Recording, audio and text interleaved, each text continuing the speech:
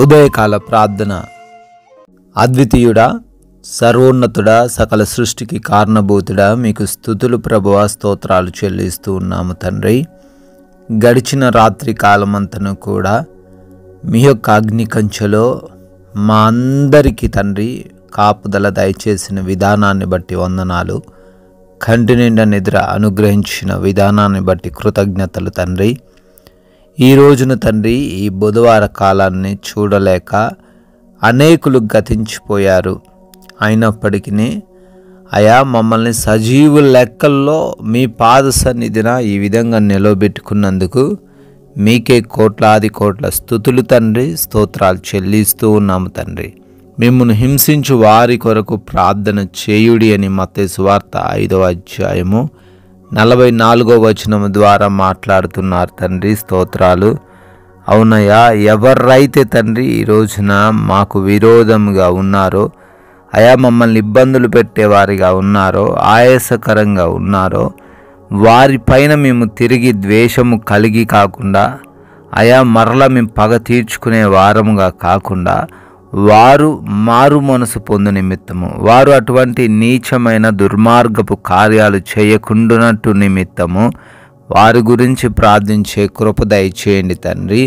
అయా వారు కూడా మారు మనసు పొందుకునే సహాయం అనుగ్రహించండి నాయన. అయా ఈ ఉదయకాలంలో ఈ ప్రార్థనలో ఏకీభవిస్తున్నటువంటి ప్రతి ఒక్క బిడ్డను బట్టి అడుగుతున్నాము, ప్రార్థిస్తున్నాము.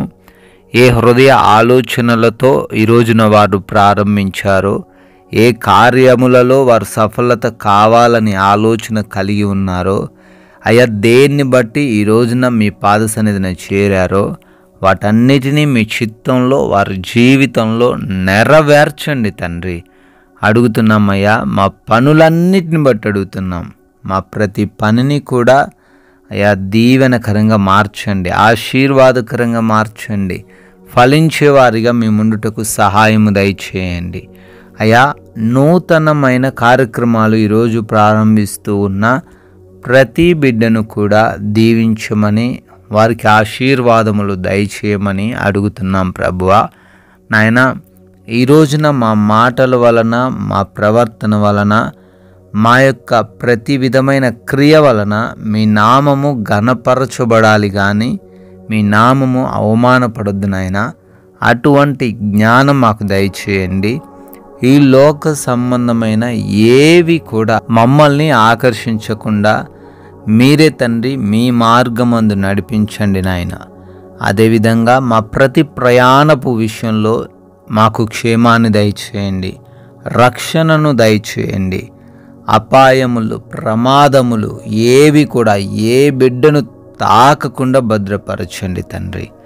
క్షేమంగా వారి గమ్యస్థానాలను చేర్చండి ప్రభువా. నాయన ఎగ్జామ్స్ రాయబోతున్నారు, ఇంటర్వ్యూస్కి అటెండ్ అవ్వబోతున్నారు. అయా వారందరికీ మంచి జ్ఞానం దయచేయండి. క్వాలిఫై అవ్వడానికి, సెలెక్ట్ అవ్వడానికి, అయా పాస్ అవ్వడానికి సహాయం అనుగ్రహించండి ప్రభువా. నాయన హాస్పిటల్స్లో ఉన్నారు, వారి రిపోర్ట్స్ నిమిత్తం, వారి డెలివరీస్, ఆపరేషన్స్ నిమిత్తం ప్రార్థిస్తున్నారు.